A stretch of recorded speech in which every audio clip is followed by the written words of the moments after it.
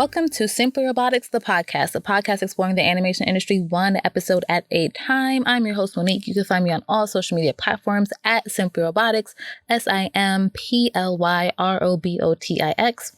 When listening to the show, use the hashtag SimplyRoboticsPod to join in on the conversation. So, as you can see by the title for this episode, I am going to be doing a movie review. I think, is this my first one? This is kind of my first one, especially without guest by myself, a solo first one, of the Pixar film Onward. It was released March 6, 2020 and directed by Dan Scanlon. Scanlon. I think it's Scanlon. The plot is via IMDb. It's set in a suburban fantasy world. Two teenagers, elf brothers, Ian and Barley Lightfoot, go on a journey to discover if there is still a little magic left out there in order to spend one last day with their father, who died when they were too young to remember him. So I kind of blocked out the trailers mentally. So I decided that let's watch the trailers, give y'all a little bit of a trailer review and a semi not quite first impression. And then I will go watch the movie and then I'll come back. So it's a bit more of an authentic listening experience, right? So I watched the first trailer, link to the first trailer is in the description, and it seems a little bit more interesting than I had remembered, but I can still see why I mentally blocked it out. I really wasn't convinced at all. And after watching the first trailer, I was like, I'm kind of not excited to actually watch this. But I'm watching it for the podcast because why? Content. So then I watched the second trailer and I was like, wow, they actually kind of stepped it up with the second trailer a bit more. And I almost wish the second trailer was actually the first trailer because I probably would have been more inclined to watch it. The second trailer was definitely a bit more sentimental.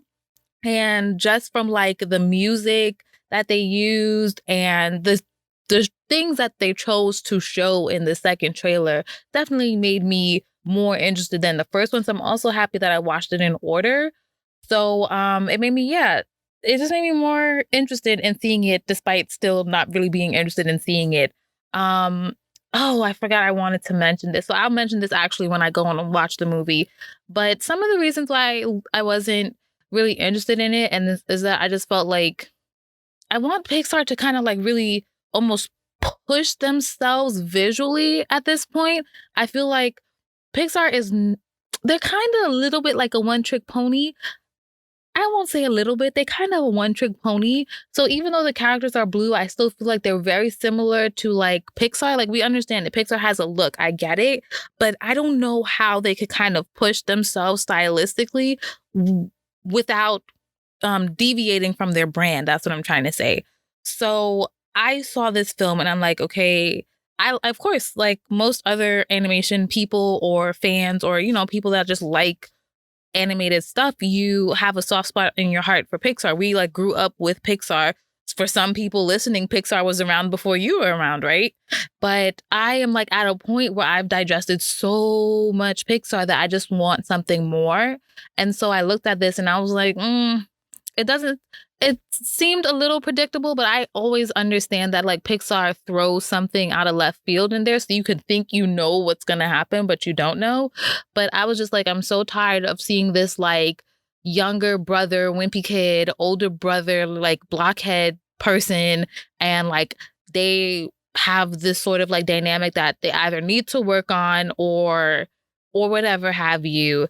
And then this whole we go on a wild adventure to find this thing out through this mystic journey, whatever stuff. And then, there's some sort of significant life lesson that can all be fit in one sentence. And then the movie's over. And wasn't that a great time? And I was like, I don't know if I want to do that.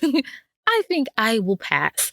But I didn't know what I was going to talk about. So I said, this is one movie. I can watch it.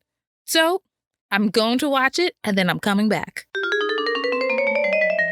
All right, I am back. So let's get to this. So this is going to be basically how I set up my movie review blog post. That's how I'm going to handle this film. So we're going to start off with the characters. I'm not even going to get into all the characters because let's just keep this moving, right? So first off, we have Ian Lightfoot, voiced by Tom Holland. He's ideally like the main character that goes through the whole hero's journey. Starts off very shy and frail, and by the end of it, he's this brave, selfless individual who has come into themselves or what have you. Then we have his older brother. Oh, I should say Ian is also 16 years old. That's very important because this whole thing starts because it's his birthday, essentially. Then we have his older brother, Barley Lightfoot, who seems to be just about a couple years older than him. There's points in the movie where they refer back to their childhood, and you just see this is not a significantly older brother. He is voiced by Chris Pratt, aka Star-Lord from Guardians of the Galaxy. I should also say Tom Holland is the latest Spider-Man, who has also voiced Walter from Spies in Disguise. Wink, wink. So Barley is like your standard typical kind of just like block-headed a little bit, like older brother that doesn't seem to know stuff, but actually does know stuff. He knows what he knows, and he knows what he knows very well. People just overlook him as being kind of almost like a waste of space or something, or just all muscles and no brain type of ordeal.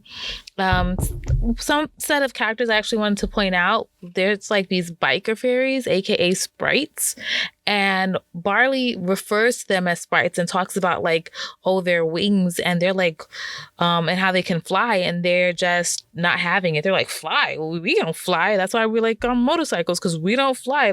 Who are you to tell us we can fly? They're very aggressive fairy sprites, which is why would you call them fairies and sprites at the same time? Whatever, keeping it moving.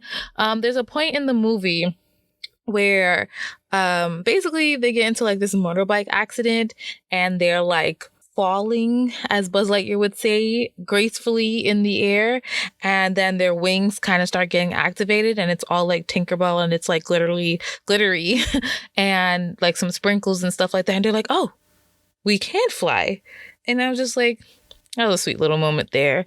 There's a female Cyclops cop in this film, and she is talking to a character, and in talking to the character, it's revealed that she has a girlfriend that has a child, and she's relating with this character about handling children that's not biologically yours.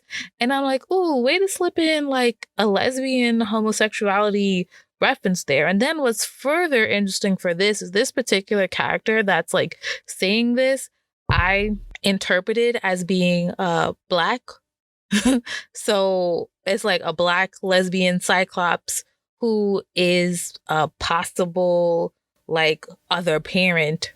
I was that was a little bit layered there, but I caught it. I also want to just briefly talk about their mom, Ian and Barley's mom. She's design-wise, not your standard, I guess, Pixar mom. She's not Mrs. Incredible, complete hour-shaped figure. She's a little shorter, a little stumpier, very soft, if you will. She's a little round in the middle. And I actually really appreciated that, because I saw a tweet actually within the last couple days that said why, it was a joking tweet, but why does Pixar make all their moms so freaking curvaceous? And here we go, Pixar mom that's not curvaceous. Moving on, I don't have much to say about the visual style, honestly. It's just a standard Pixar film visually. You have these eyes, the texture of their skin type of thing. It almost seems doughy and plastically, and you can touch it and it'll be a toy, but not a hard plastic toy, you know what I'm saying? So that's just it. We've been seeing Pixar movies, again, like I said, most of our lives, half our lives, 3/4 of our lives. So it's really on brand with that.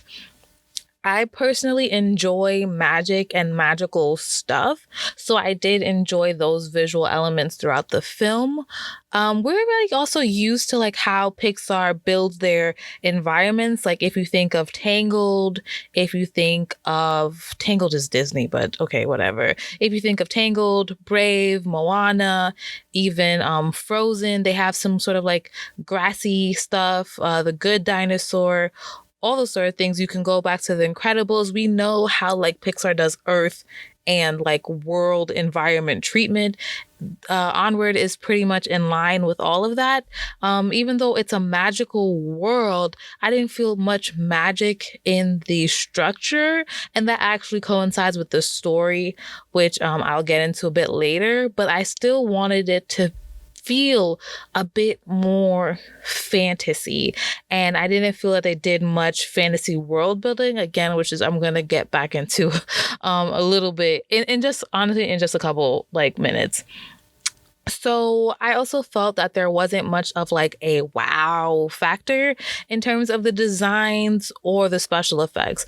Like one thing that is pretty, I guess you could say, cool about Frozen, and I can't believe I've been saying this, is when Elsa is doing her old like building the castle type of stuff. Like that was really, really cool. And I felt like a movie that, even though isn't harping on being a magical movie, but more so how to get back to the magic elements that they had, they just weren't magical enough for me. And I get it, because that's supposed to be the progression of the film, was we're coming back into being a magic society.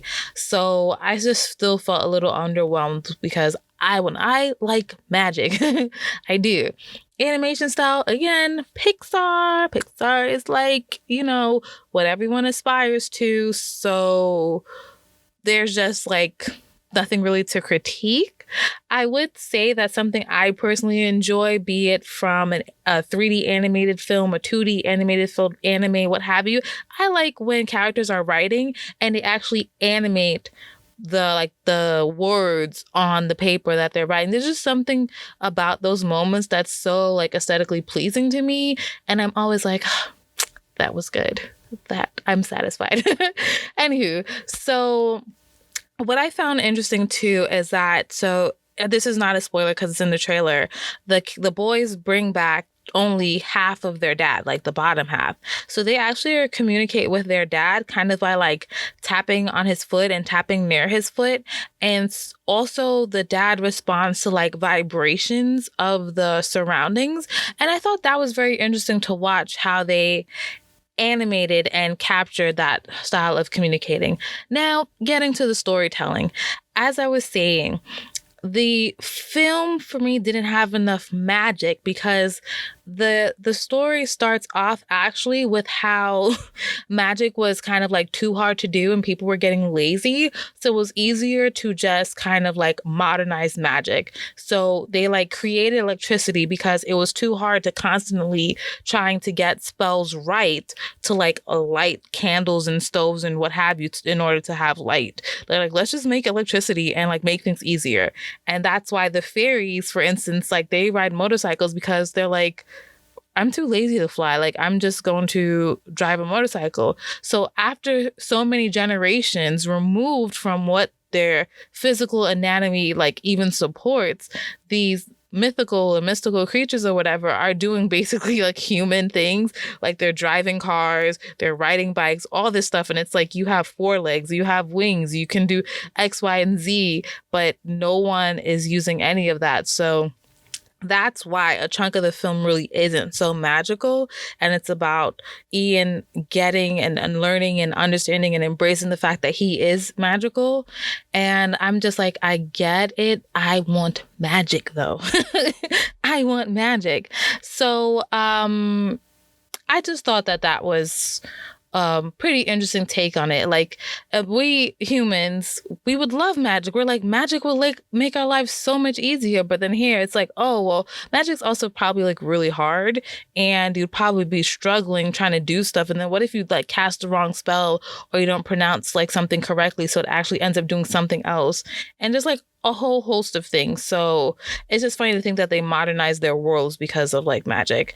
Moving forward, overall, as to be expected, it's a good story pacing. Like the story has its like quicker moments and slow moments, and it doesn't really get too slow where you lose interest. Similar to like a movie I'm going to speak about later, it did kind of take like an hour to like really lock in my attention, but that's also just like movie. So like by the third act, you're supposed to be deeply like invested in all this sort of stuff. And I wasn't that deep invested, but I was definitely paying attention. For me, it was really when the brothers started to really get into their sibling dynamic that I was like, oh, this is very interesting. But the storytelling to be expected, like I said, it was good. Like, I don't expect Pixar to tell a bad story. And Pixar probably will never really tell a bad story. They'll just keep pushing the movies back until the story is good. So some of my final thoughts, there was a moment when I was thinking these characters are going on this like huge journey, and I don't feel like they've eaten enough. Like, they ate once, and that's when they counted the sprites, aka the fairies. The older brother got 2 bags of cheese puffs, and he ate one. And I was just like, I feel like it's been a couple of days, and they haven't really taken the time to like eat anything. And then as soon as I finished thinking that thought, the brother opened up the other pack of the cheese puffs, and he started eating it. And I was like, you know what? I'm happy someone else thought of this, and it's made its way into the film. Another moment, I was satisfied. So, spoiler alert, I'm kind of happy that towards the end of the film, we didn't get to see the dad being completely reunited with the children. And I say this to say that, like, he reunites with one child, not both, just in case you do have intentions of watching the film. And the way that the camera is set up, we don't see like his face. We don't really hear his voice. The audience is a great distance away from the reuniting that's happening on screen. So I'm like, I think that's very good. Like, you give us the reward of the film. Like, we see the hero being rewarded, but like, you still don't really give it to us all the way, you know? So I thought that was really good. Overall, this film wasn't as bad as I thought it was going to be, but I also don't think it was one of Pixar's greatest films. I really wonder what they were trying to achieve with this film, and I feel like that's something I on my own have to go back and look and read some of like the director's commentary and his interviews, and like what's actually kind of like the point or the reasoning or the inspiration. Like, why did they feel like the story had to be told to a certain extent? Like, not necessarily about the whole fact that the child or children want to seek out this opportunity to get to know this parent that they didn't know or didn't really get much time with, but also just like, well, why do you pick like these blue elf people? Like what's the point? Like, I feel like this is it's definitely not Pixar's like worst film, and I don't even really think it's Pixar's like worst films in that category. I think it's just really a median film. I think it's almost something, unfortunately, that can be a bit forgettable. I don't really have intentions of watching this again. However, I would watch it again if someone was to be like, oh, Onward. Oh, I was actually, I kind of wanted to see that. Like, do you want to see it? And I'd be like, I saw it, but I'll watch it with you, you know, but it's not something that I'll be like, man, I'm really in the mood to watch Onward, because I'm not. I also, to close out, I think people who lost a parent at a very young age, or if their parent passed away before they were born, I feel like they would have a stronger connection with this film for sure. It would be hard not to. I think there's a lot of feelings that they would be able to relate to in these two characters. And especially if they have siblings that they grew up with and not siblings that were, maybe half siblings or what have you. I can imagine those people having more of a connection with the film and possibly enjoying it more, because it's like they're hearing their stories told. And that's why I was going back to like the director. Like, I still wonder what was like the point of this film, because outside of that message, there's nothing really like really grasping or enticing about the film. And it's like, well, maybe shouldn't that just be enough? And I don't think so, because it's Pixar. Pixar gives us like experiences along with the story, and I don't feel like I completely got that with this. So those are my thoughts. Hold on a second, we're gonna get to a little bit of animation news. So something I wanted to bring up when I was doing my trailer reviews was this YouTube video that came out at the beginning of the year called The Most Infamous Character Design That No One Knows About. And it was by this YouTube user, Alpha J Show. So this has come up a lot actually within the animation community. No one knows about it if like you don't pay attention to this kind of thing. And it is for, not it's for, it is in regards to, for instance, Ian, what's his name? Ian Lightfoot's, the main character in Onward's character design. So Ian's design is like Walter Beckett from Spies in Disguise, which is similar to Flint from Cloudy with a Chance of Meatballs, which is similar to Arthur from Arthur's Christmas, which is similar to Alfredo from Ratatouille, which is similar to Johnny from Hotel Transylvania, which to a certain extent is also similar to Hiccup from How to Train Your Dragon. You see the problem there? These characters are all very similar visually to one another, and they also have the same characteristics in terms of personality. Now, is one character really better than the other? Does this mean that these characters are bad? Is it a bad thing for characters to look like this or to have these type of personality traits or what have you, or physical traits? No. But there's just kind of too many characters that kind of all look like this that just so happen to be the lead of in movies and actually have the same character arc or character journeys when you start to break things down. Like if you think about all those characters that I just named and their growth throughout the film or their experiences, they're pretty parallel to one another. Though I'm like encouraging you guys to watch this video, it's very important that the creator of this video really, really, really harps on the fact that this character trend does not equate to a bad character. And it doesn't mean that a film is bad because their lead character looks like this, or the show is bad because a lead character looks like this. And that's actually like not the point. The point is that it seems like there's too many movies coming out within a short period of time that uses this type of character design as like a go-to. Just because someone is like a nerd or timid or is like very like hesitant or shy or stuff doesn't mean that they need to be skinny with like a big head and a big nose and like this kind of like messy hair or whatever and big feet or things like that. Like they don't have to look like that because that's not solely what a person that embodies those character traits looks like. And that's the point that this YouTube user unfortunately was missing. And that's kind of our problem when we're vocalizing the fact like, hey, there's this trend for this type of character design. And it's actually kind of annoying because how do you have, unfortunately, Spies in Disguise came out in December, right? And this movie came out in March. So that's just a few months from each other. And then it just so happened that both movies have lead characters that do look the same. You know, they were being made around the same time. I don't think, you know, first of all, they were made by studios on two different sides of the country. And it wasn't like people are peeking over the fence like, oh, what are they doing? It just so happened that both movies had lead characters with the same type of characteristic traits. And then it didn't help that they were being voiced by the same person coming out within months of each other. And that's really what was bringing people up. Like you can look at these two characters side by side, Walter Beckett from Spies in Disguise and Ian Lightfoot from Onward, and be like, this is the same character. Like, is this his tether? Like, what's happening here? And it's just unfortunate. I do remember some of the earlier designs for Walter. They were still tropey in their own rights, but it would have been more interesting to a certain extent, maybe seeing that, or maybe that just would have been something for people to be upset at too, because again, that's still tropey.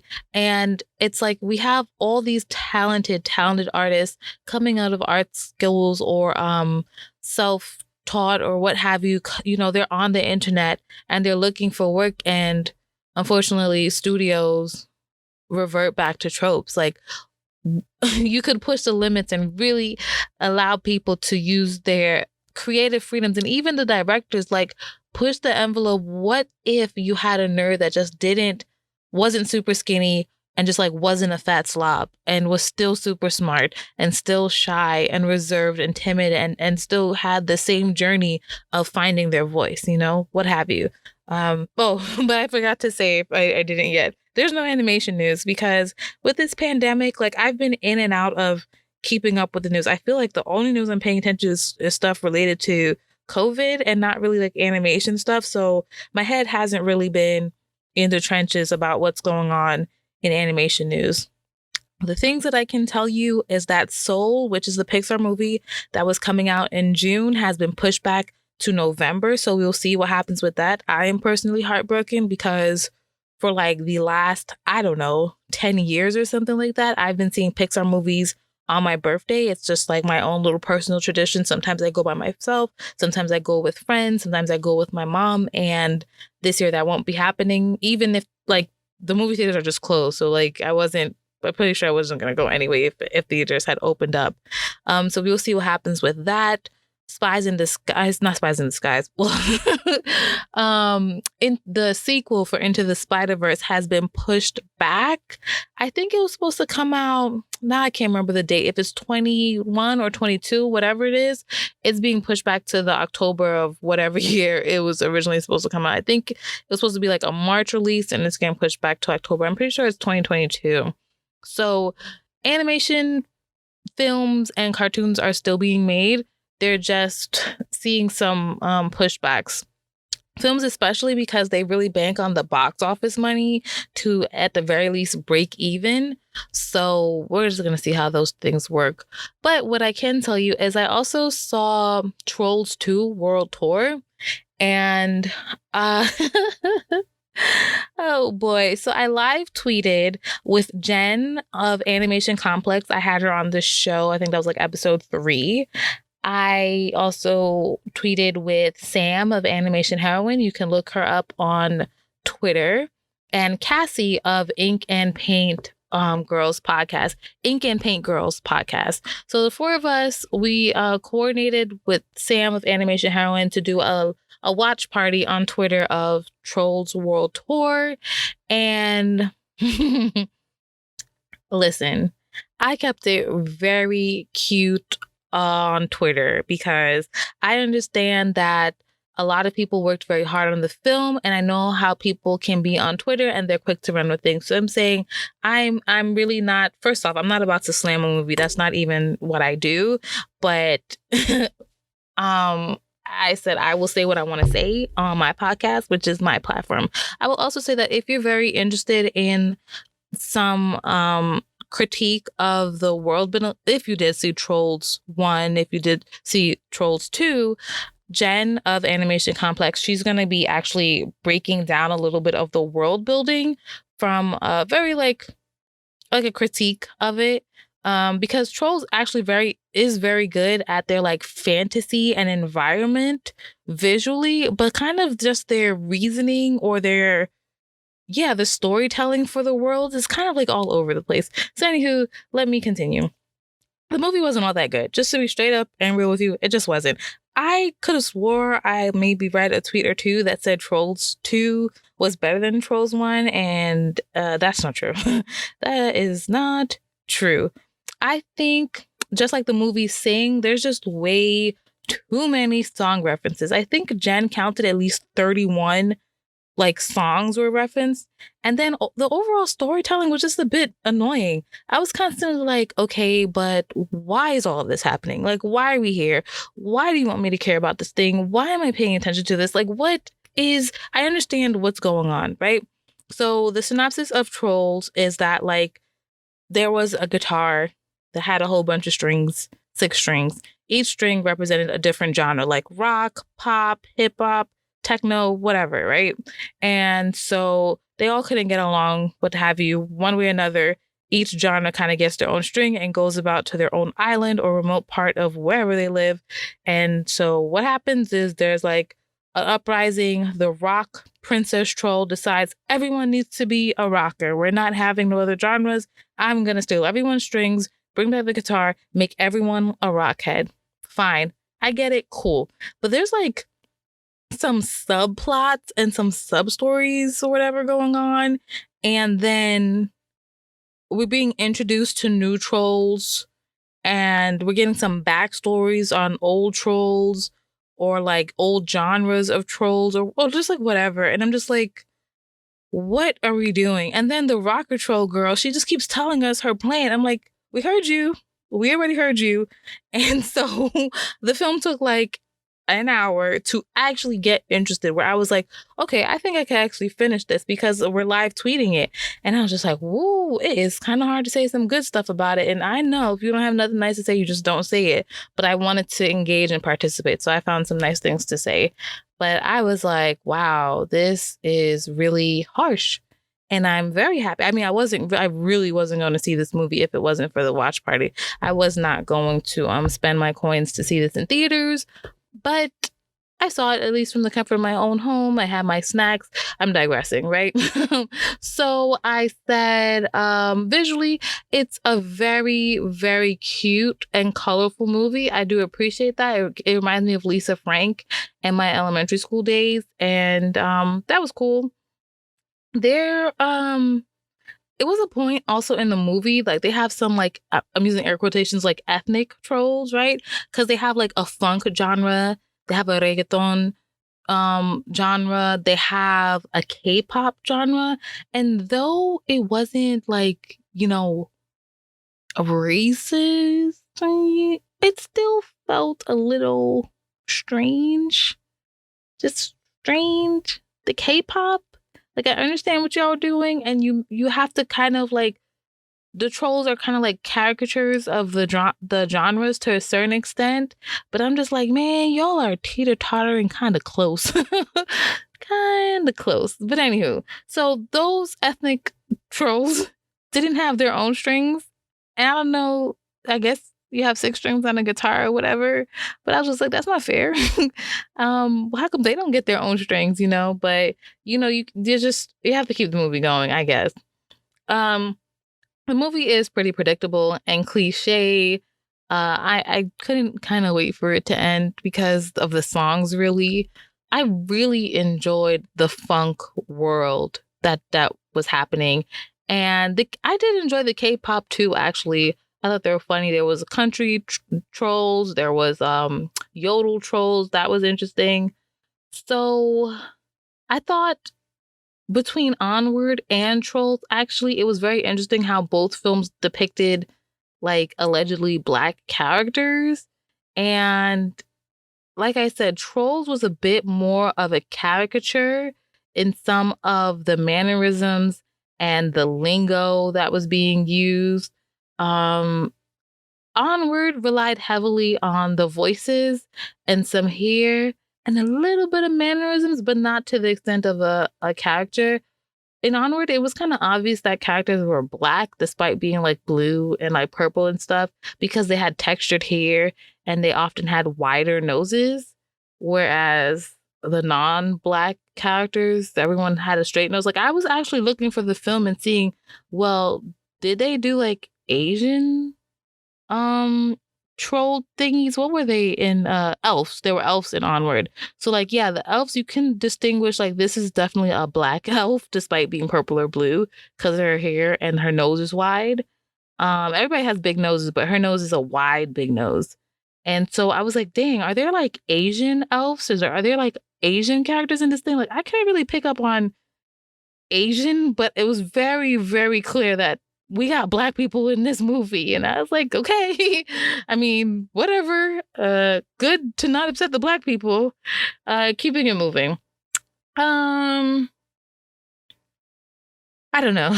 To keep it moving, I'm not gonna watch Trolls 2 ever again. I completely respect all the people that worked on it. I understand what it takes to work on an animated feature, and from all the different levels of the production, all the different names that's in the credits, I get it. And you don't love every movie that you've worked on. It's you like sometimes the work that you're doing, sometimes you like the process, and you're not really crazy about what it actually is. Completely understand that. And that's why I didn't want to knock it, because sometimes it could, at least on social media, it can look like so many hard people worked on this. Why would you say that? So many hard people work on like a lot of things, and it doesn't mean everything is excellent or great. And we should be able to critique stuff that's so expensive to make. And like, it costs so much money to make these films. You know what I'm saying? It costs so much time of people's lives to make these things, and they deserve to be better. Like, come on now. So, anywho, this episode will never get out if I keep talking, and I'm just talking to myself anyway. So thank you for listening. Thank you for your comments and your engagement, and for sharing the post. Not the post. Well, yeah, the post, because I make social media posts, but sharing the episode with others. I have a significant backlog of episodes to work on, and I'm gonna start finding my groove and watching more stuff. I have a nice little list of people to have on the show, people I want to reach out to, people I have reached out to. So just, I am excited to continue doing this stuff. So, like I said, you can find me on all social media platforms at Simply Robotics, SIMPLYROBOTIX. My website is simplyrobotics.com, where you can find out a whole bunch of other things. If you're listening on an iPhone, why don't you go ahead and go to that podcast app and give me 5 stars. If you don't have an iPhone, just, tell somebody, tweet somebody, send me a text or email hey, I listened to that episode, blah, blah, blah, blah. So anywho, up next, I'm probably just going to do a bit more movie reviews while I figure guests out. Movies and TV shows. There's some TV shows I want to rewatch and things like that. And soon enough, I'm going to bring back some more diverse tunes, panel audio for your eardrums. So be safe, stay inside. This means, don't hang out with your friends. That counts. And hope you all are doing well. Bye.